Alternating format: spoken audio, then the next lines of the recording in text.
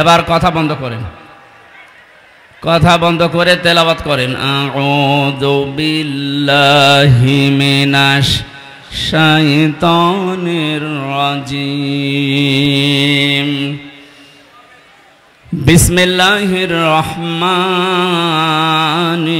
রহিম।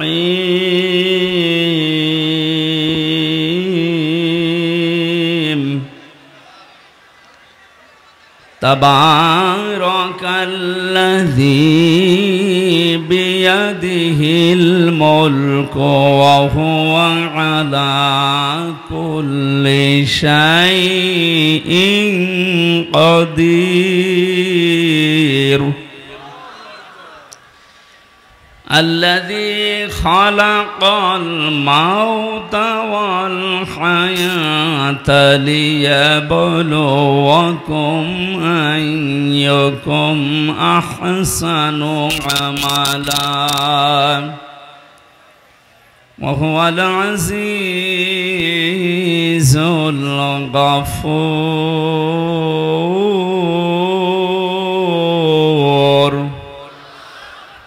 صدقت يا ربنا اللهم صل على سيدنا مولانا محمد وعلى آل سيدنا مولانا।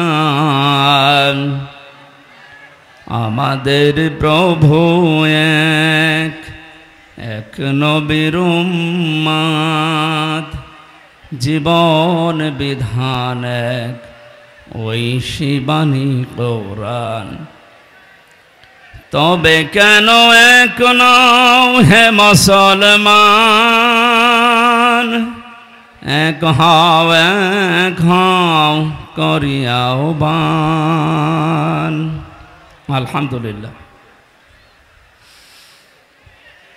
প্রাণপ্রিয় জেলা কুষ্টিয়া, ভেড়ামারা থানার অন্তর্গত ১৬ দাগ হাটপাড়া জামে মসজিদের উদ্যোগে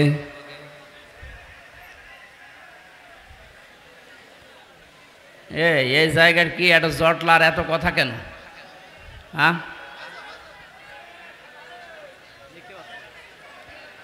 কি দেখবেন? কি আমি কি পরিমণি? কি দেখবেন? দেখার মতো মানুষ যে ছিল সে তো পালিয়েছে। কি সুন্দর চেহারা দেখেননি? সারা জীবন তো দেখলেন, এখন আবার কি দেখবেন? যাই দেখেছেন এ পর্যন্ত থাকেন, কালকে ইন্টারনেট থেকে নামিয়ে দেখবেন। বসেন, কথা বলবেন না। আপনি যাই করেন কথা বলবেন না। মঞ্চে বসা ওলামা ইকরাম, সামনে বসা মুসলমান ভাইরা, পর্দার আড়ালের সম্মানিতা মা এবং বোনেরা, প্রশাসনের ভাইরা, প্রাণ প্রিয় কুষ্টিয়াবাসী, দল মত নির্বিশেষে কোরআনের এই অনুষ্ঠানে যারা এসেছি, এবাদত মনে করি। এটা এখন এবাদত চলছে না, এবাদত আরম্ভ হয়ে গেছে। এবাদতে যেভাবে আমরা কথা বলি না, এদিক ওদিকে তাকাই না, হাসাহাসি করি না, গল্প গুজব বন্ধ থাকে, একটা ঘন্টা যদি আপনি কোরআন বোঝার জন্য ইবাদত মনে করে বসেন, ঠিক ওইভাবে থাকবেন। যদি এরপরও আপনি ব্যত্যয় ঘটান, তাহলে আপনার এই আলোচনাটা, এই অনুষ্ঠানটা নষ্ট করার গুনাহ হবে। ফাস্তামিউ লাহু ওয়া আনসিতু। আল্লাহ তাআলা বলেন, কোরআনের আলোচনা আরম্ভ হলে একদিকে চোখ থাপবা, 2 নম্বরে তোমরা মন কান লাগিয়ে শুনবা। আমরা দুইটা এখানে চাই। কথা বন্ধ হবে এবং আমরা যেন দিলের কান লাগিয়ে শুনতে পারি। লাআল্লাকুম তুরহামুন, আশা করা যায় আল্লাহর রহমত তোমাদের উপরে নাজিল হবে। আমরা এখানে এসেছি রহমত পাওয়ার জন্যে না গজব পাওয়ার জন্যে?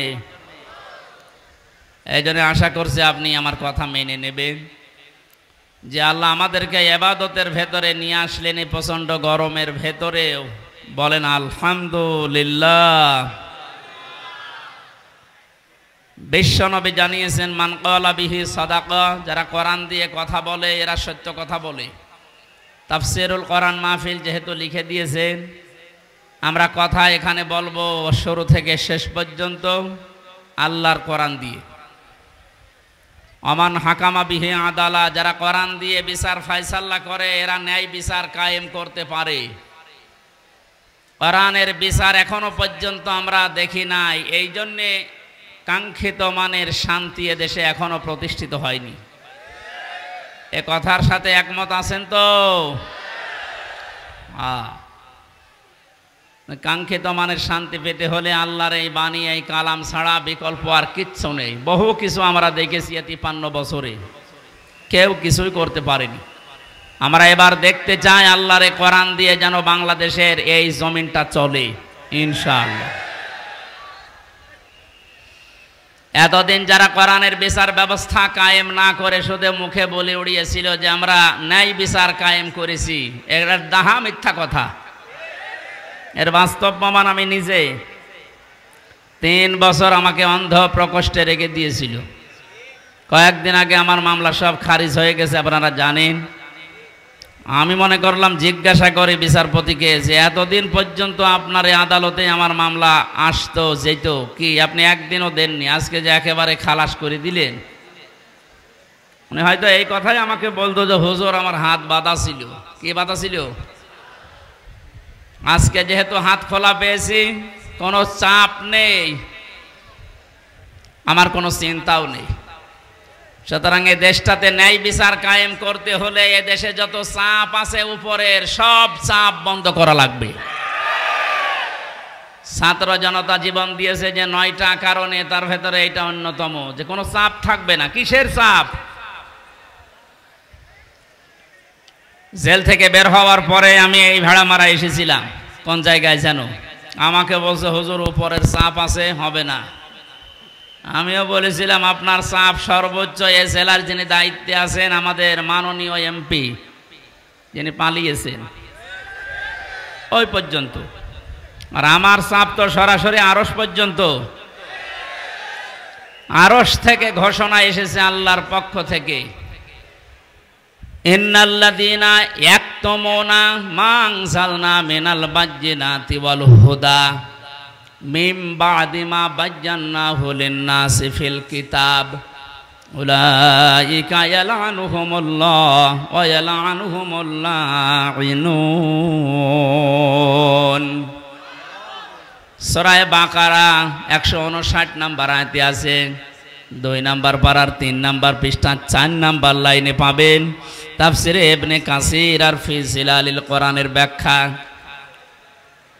আল্লাহ পাক বলেন নিশ্চয় যে বা যারা গোপন করছে ভবিষ্যতেও করবে। ইয়াকতুমুনা এই শব্দটা আল্লাহ গঠন করেছেন, বানিয়েছেন 2টা কাল দিয়ে, বর্তমান, ভবিষ্যৎ, প্রেজেন্ট, ফিউচার। তার মানে এখন যারা আমরা গোপন করছে, ভবিষ্যৎ বলতে কিয়ামত পর্যন্ত আমরা যারা এই কোরআনের কথা জানার পরেও গোপন করে রাখবো। আল্লাহ পাক বলেন এই মানুষগুলোর ওপরে আমি আল্লাহ নিজে না, আমার যত সৃষ্টি জগৎ আছে সবাই এর জন্য লানত দেয়, বরদোয়া করে। আপনি কোরআনের কথা প্রচার করতে আসতে গেলে বলতেন উপরের চাপ আছে, আপনার চাপ খুব বেশি হলো এই পর্যন্ত, তা আমাকে যিনি চাপ দিয়েছেন তিনি আমার মালিক, এমন কড়া কথা জানিয়েছেন। কোরআন জানার পরে যদি কেউ গোপন করে রাখে, এর সঠিক কথাগুলো, হক কথাগুলো না বলে, শুধু আল্লাহ নিজে না যত সৃষ্টি আছে সব তার জন্য বরদোয়া করে, বলেন নাউজুবিল্লাহ। আমার এই আয়াতটা ব্যাখ্যা সহ পড়ার পরে মনে হয়েছে এদেশে লক্ষ কোটি মানুষেরা এখন আল্লাহর বরদোয়ার ভেতরে আছে। ইয়াতের ব্যাখ্যায় আমি হাদিস পেয়েছি, বিশ্ব নবী জানিয়েছেন বাল্লিগু আন্নি ওয়ালাউ আয়া। নবীজি কিন্তু বাল্লিগ দেননি। কুষ্টিয়াবাসী, এখানে আমার মনে হয় অনেক আলেম এসেছে, 2 পাশে বসে আছে, স্টেজে আছে। বাল্লিগু বহু বচন দিয়েছেন। এ বাল্লিগুর ভেতরে হামজা যেমন আছে, অধ্যাপক শহীদুল ইসলাম নেই। আসতে বলেন। আজকের আলম সাহেব নেই, পৃথিবীতে যে আল্লাহ বলে একজন আছে স্বীকার করে, সেই এই বাল্যগুর ভেতরে শামিল। তোমরা প্রচার করো সবাই মিলে, আন্নি আমার পক্ষ হতে, ওয়ালাউ আয়া, যদি একটা আয়াত তোমাদের জানা থাকে। প্রাণ প্রিয় কুষ্টিয়াবাসী, আপনাদেরকে আমি বাঁচাতে চাই। কোরআনের চোখ লাগিয়ে দেখতে পাচ্ছি এই হাদিসটা কিয়ামতে আমাদের বিরুদ্ধে যাবে। সবাই মিলে দায়িত্ব পালন করো, যে যতটুকু জানো, যতটুকু জানা আছে ওইটাও দুনিয়ায় জীবিত থাকতে পৌঁছিয়ে দাও। এ ঘোষণা কার? রসুলের। কার? আল্লাহর আদেশ মানা যেমন ফরজ, রসুলুল্লাহর আদেশ মানা কি? বলেন বলেন। নবীজির আদেশ মানাও ফরজ, কারণ তাকে আল্লাহ শারেঈ বানিয়েছেন, শরীয়ত প্রণেতা। তিনি যদি হ্যাঁ বলতেন তামাম দুনিয়ার মানুষের জন্য ওটা হালাল, যদি না বলতেন তামাম দুনিয়ার মানুষের জন্য ওটা হারাম হয়ে যেত।